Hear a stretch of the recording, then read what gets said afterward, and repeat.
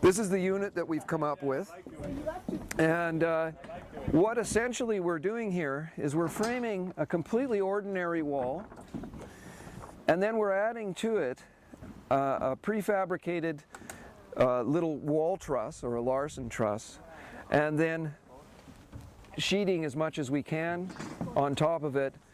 And what this has done is this has enabled us to actually put our Larson truss on top of an already squared surface, and it's very easy to maintain the square of the actual secondary wall.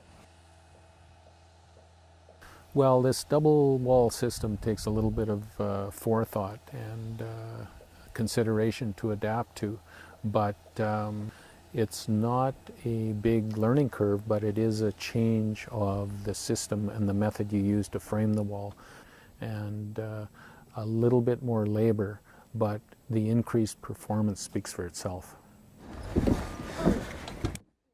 Right here we have a wall that we have already completed.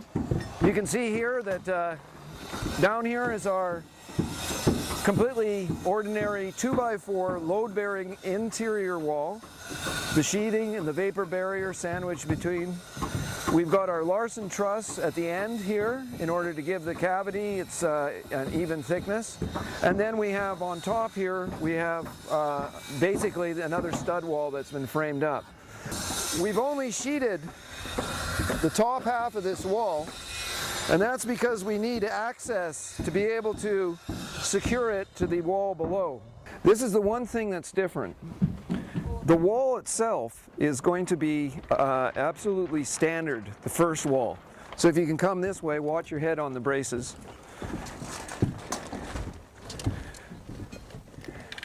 What we've got right here is a completely standard wall. This is something that any carpenter will recognize.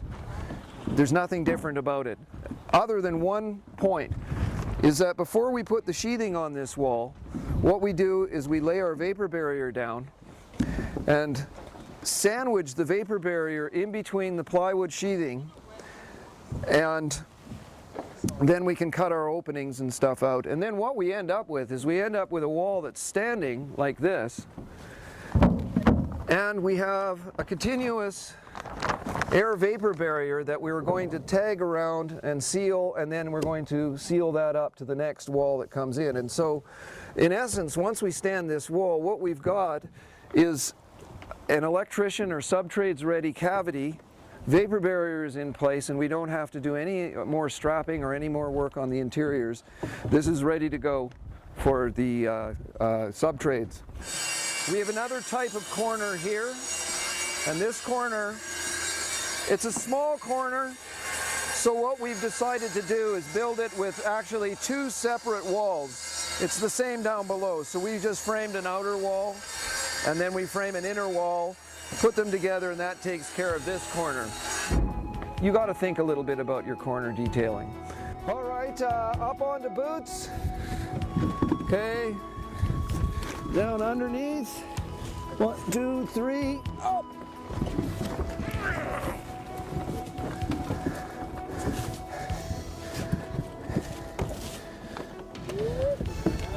And there. That's how we stand a wall. It's different than the majority of the contractors in town are building. There are a few contractors in town that are building similar wall systems, and that's also part of Yukon Housing's mandate through alternate energy, is to support these contractors who are also attempting to lead the way as far as building energy efficient homes. Now, in this home, because of the insulation, we don't need the furnace, so you have that square footage made available. Our heating system is electric baseboard. As the insulation increases and the air tightness of the home increases, there's more need for proper ventilation inside to get the moist air out of the house and to ensure fresh air. So we have a well-designed heat recovery ventilation system that provides fresh air to every room.